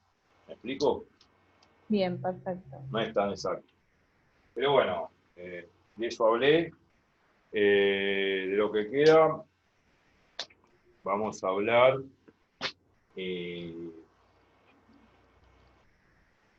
a ver, entonces quedó claro, ¿no?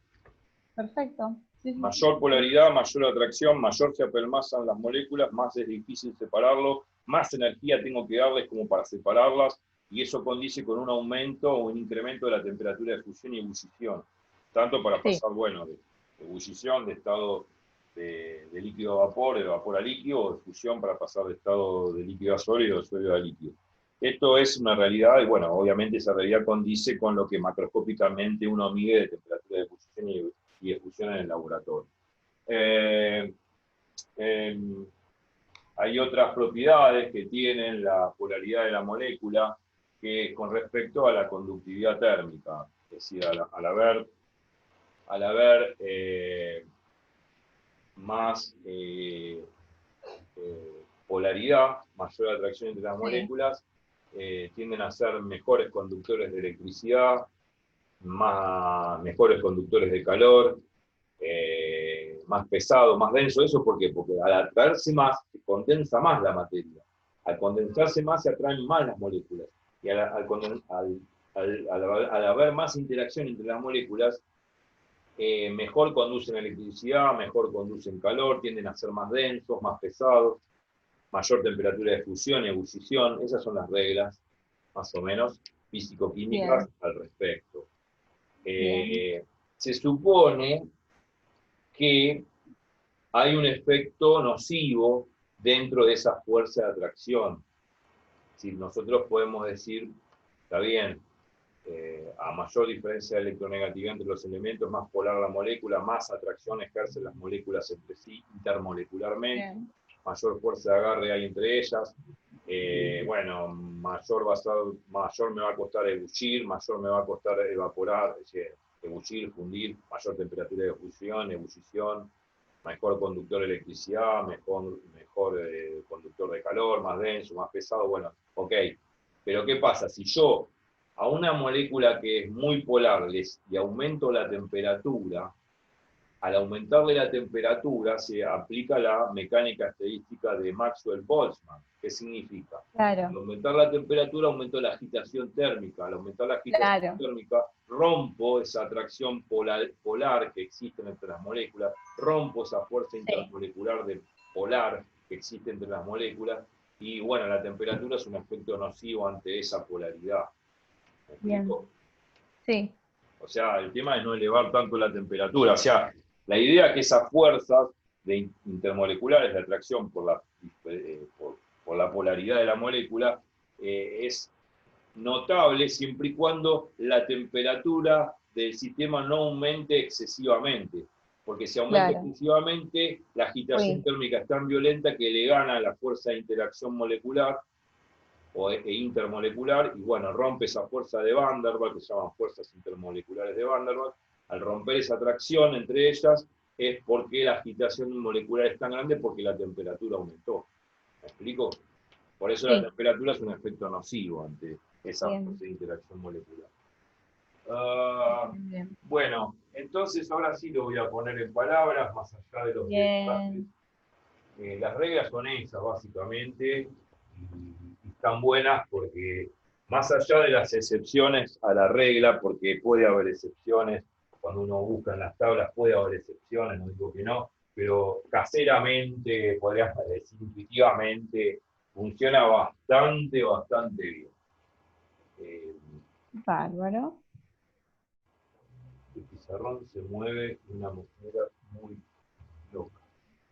Oh, que no se caiga.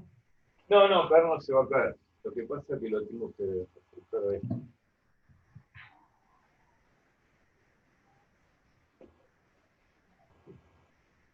Y no el blooper. Se me cae el pizarrón. ¿Te imaginas? Sí, no, la verdad que. Bueno, voy a poner esas reglas en el pizarrón. Entonces, propiedad de polaridad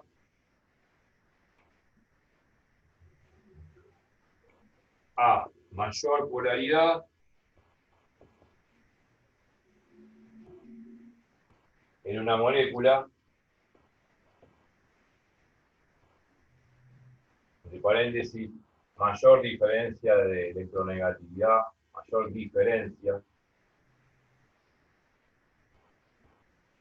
de electronegatividad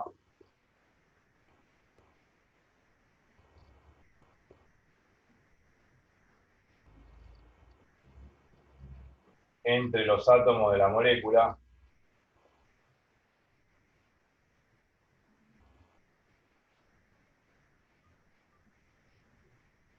Sí.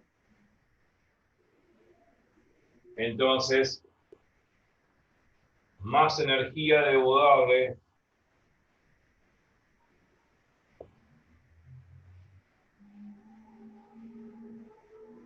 a la molécula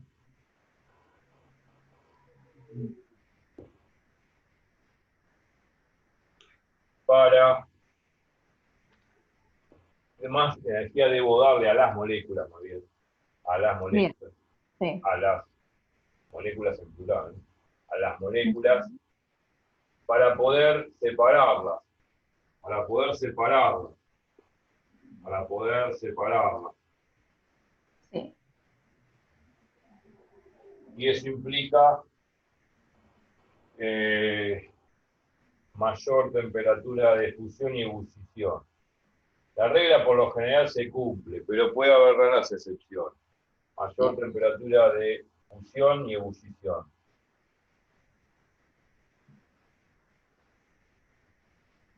Es bastante intuitiva y ya lo vimos con los ejemplos. Sí. También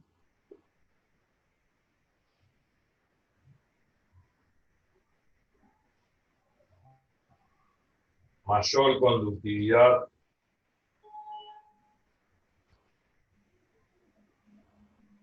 térmica,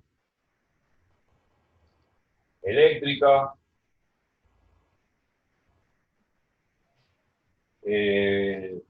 mejores conductores de calor y eléctrica, y electricidad, perdón. Y ¿qué más?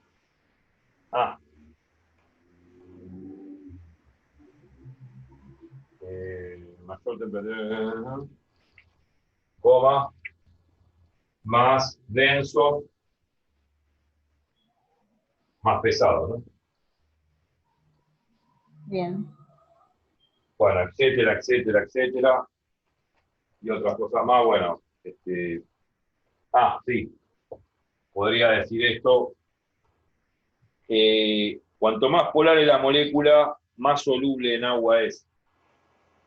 Bien. Otra propiedad, bueno, podríamos hacer dentro de la propiedad, otra propiedad, bueno, propiedad 1, propiedad 2, no importa, propiedad piruro. O sea, a más polaridad, más soluble en agua es.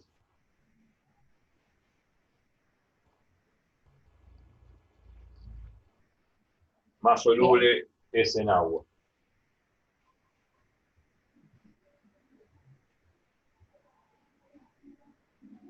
Porque el agua es un solvente, digamos, es un solvente polar.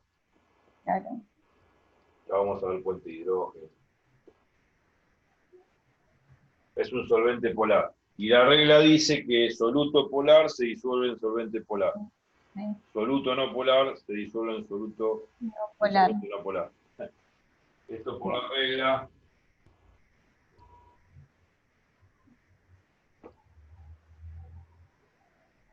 que dice así. Soluto polar se disuelve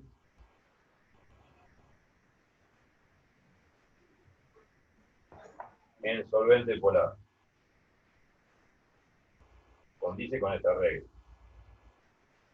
Bien. Y después, obviamente, soluto no polar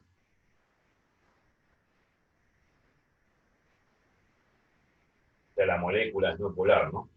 No polar, ya vamos a ver moléculas no polares.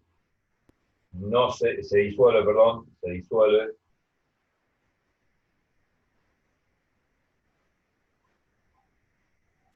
en solvente no polar. Bien. Por ejemplo, esto es muy notorio, o sea, a ver, esto es muy notorio. La sal de cocina, que es el cloruro de sodio, que es una estructura cristalina, no es una molécula, se disuelve en el agua fácilmente. Meto cloruro de sodio y se separan en iones cloro y sodio fácilmente. Y se disocia toda en el agua. Pero, por ejemplo, si yo meto aceite, que es un lípido orgánicamente en el agua, no se disocia el aceite en el agua. Quedan esas células de aceite flotando en el agua. Sí. Entonces no se disocia, porque el aceite es un compuesto no polar por excelencia y no se disuelve en agua, que es un compuesto, que es un solvente polar. Entonces, por ejemplo, en el caso de 1, en el caso de 2, el ejemplo de 1 es cloruro de sodio disuelto en agua. Bien. Ahí va a haber un fenómeno que se llama solvatación. Ahora vamos a ver después. Solvatación. Ahora después vamos a ver eso cuando veamos las fuerzas intermoleculares de Van der Waals, que en cierta forma las estamos viendo, pero lo tocamos muy por arriba todavía el tema. Y 2, el ejemplo de 2 sería el aceite en agua. Aceite, que es un lípido,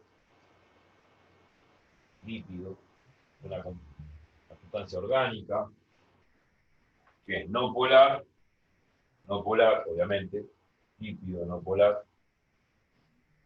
no se disuelve en agua.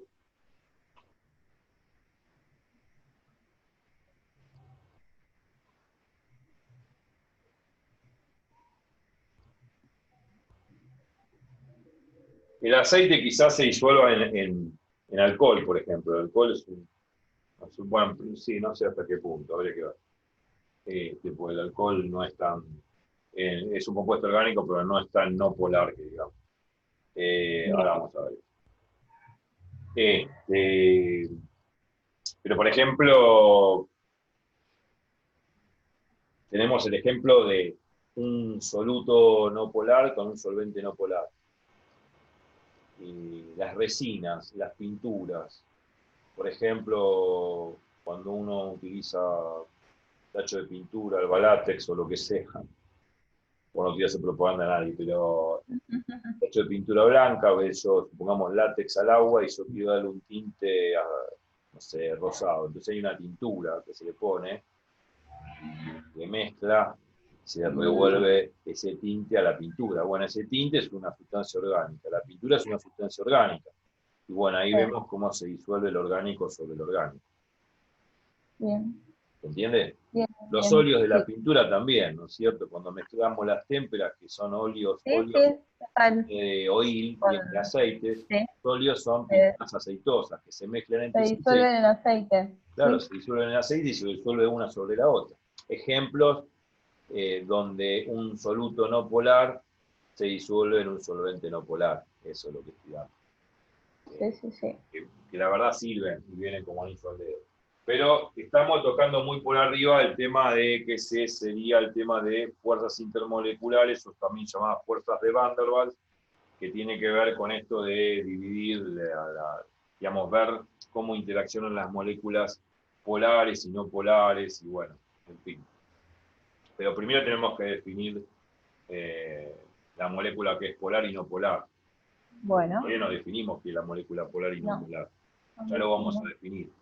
Entonces, vamos a definir eso, porque hasta ahora hablamos de la polaridad de la molécula, midiendo el momento dipolar, haciendo la diferencia de electronegatividades, y qué sé yo, y comparamos una molécula que es más polar que la otra. Por ejemplo, la molécula de fluoruro de hidrógeno es más polar que la molécula de ácido clorhídrico. Bueno, pero la pregunta es ahora, ya que estamos hablando de estas propiedades físicas, ¿quiénes son las moléculas que son no polares por excelencia frente a las que son polares, que las que estuvimos hablando?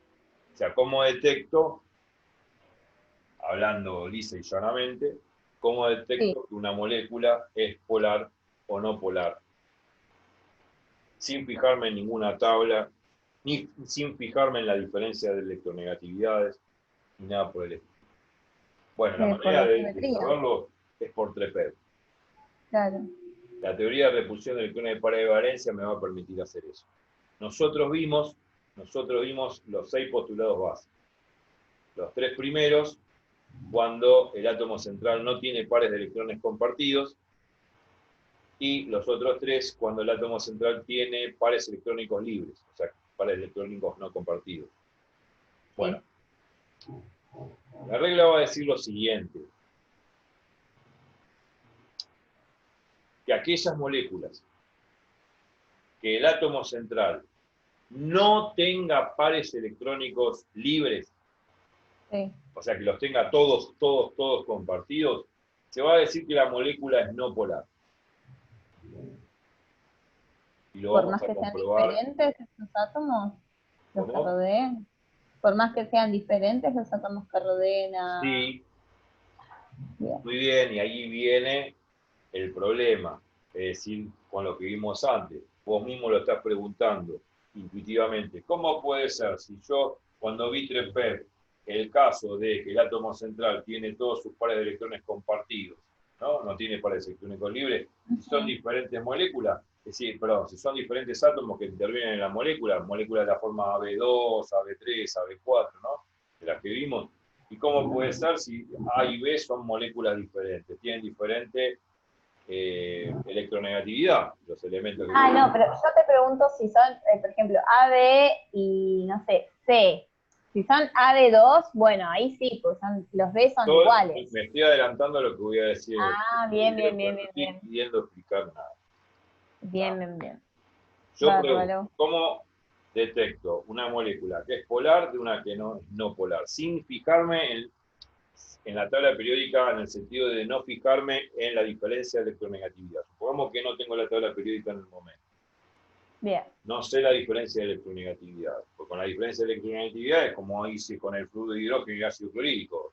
Hago la diferencia de electronegatividad y la que me da mayor diferencia de electronegatividad más polar, punto, ya está. Pero supongamos de que no tengo la tabla. Supongamos de que digo, bueno, yo puedo comparar la polaridad de una molécula a otra. Pero la pregunta, en realidad son 2 preguntas. Si no tengo la tabla, ¿cómo lo hago? ¿Cómo sé cuál es más polar o menos polar? Y la segunda pregunta, ¿quiénes son las moléculas que no son polares de las que son polares? Claro. Vea el próximo video en el mismo canal de lo que voy a hacer después. Lo que yo estoy adelantándome, que por TREPEP vamos a ver de que las moléculas que son no polares, apolares, por decir así, apolares, no polares, son aquellas cuyos átomos central tienen todos sus pares electrónicos compartidos. Claro. Lo vamos a ver esto con la geometría molecular, que los momentos dipolares, que son vectores, están dispuestos de tal forma que la suma de todos los momentos dipolares, formados en la molécula tiene que dar 0. Y si la suma de los momentos dipolares de la molécula tiene que dar 0, eso significa que la molécula se hace no polar. Bien. Es lo mismo que la fuerza, ¿no? Que la suma de fuerzas de repulsión se hacía 0 para lograr el equilibrio estable y la estabilidad en la molécula y obviamente el estado natural de la molécula en su mínima energía. Bueno, es lo que habíamos visto con la fuerza, lo mismo pasa con los momentos dipolares. Si yo sumo todos los momentos dipolares de la molécula y eso me da 0, la molécula es no polar. Y eso sucede cuando el átomo central tiene todos sus pares de electrones compartidos. O sea, no tiene pares electrónicos libres. Cuando el átomo central no tiene pares electrónicos libres, tanto compartidos, se dice que la molécula es no polar. Y si tienen par electrónico libre, se llama polar. Y eso lo vamos a poder calcular a través de los momentos dipolares, a través de la geometría molecular que el TREPEP nos va a predecir. Y eso lo vamos a ver en el próximo video. Dale. Así que acá corto y ahí termina el video número 13, que en realidad fue un número de suerte esta vez porque vimos un montón de cosas y muchas propiedades físicas que, bueno, gracias a TREPEP, y lo vamos a ver también en el próximo video, podemos llegar a deducir la polaridad de la molécula y a su vez sus propiedades físico-químicas como la temperatura de fusión, ebullición, conductividad térmica, conductividad eléctrica, densidad, qué sé yo, si se disuelve o no se disuelve en un solvente polar o no. La solvatación, vamos a ver que en realidad la solvatación es disolver un solvente polar en agua, por ejemplo, que es un soluto polar en agua, que es un solvente polar. Solvatación es la interacción que existe entre un ion y un dipolo. O sea que, por ejemplo, el sodio se disocia del clorio. El sodio va a estar rodeado, el sodio positivo, el catión de sodio positivo va a estar rodeado por muchas moléculas de agua a su alrededor. Bien. Interaccionando entre sí, eso se llama solvatación. Bueno, no importa. Ya vamos a ver eso, yo lo voy a nombrar de nuevo y lo que vamos a seguir es con lo que dije a través de TREPEP, poder deducir cuándo es polar y no polar. Y ahora me quiero ir a comer. Así Dale, que, yo también. Creo que ahí llegamos. Bárbaro.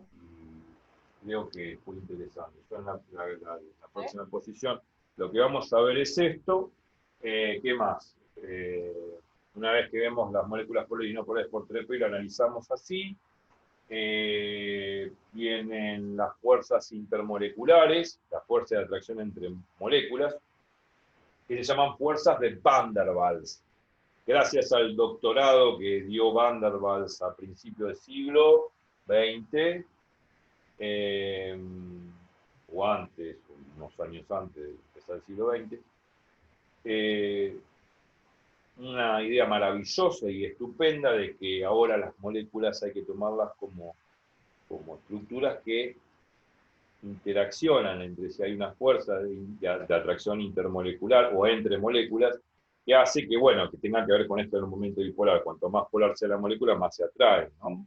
Bueno, esto también va a tener consecuencias en la unidad 3 que vamos a ver, que es la parte de teoría de gases reales, porque los gases no son ideales, son reales, porque las moléculas en realidad se atraen entre sí por estas fuerzas intermoleculares de Van der Waals, que van a ser a futuro en 3 categorías: las fuerzas de London, que son las dipolo-dipolo inducido, las dipolo-dipolo permanente y las puentes de hidrógeno.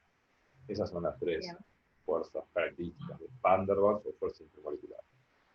Obviamente que en ese orden estoy diciendo que las fuerzas de London son más débiles que las fuerzas dipolo-dipolo permanente, y las fuerzas dipolo-dipolo permanente son más débiles que las de puente de hidrógeno.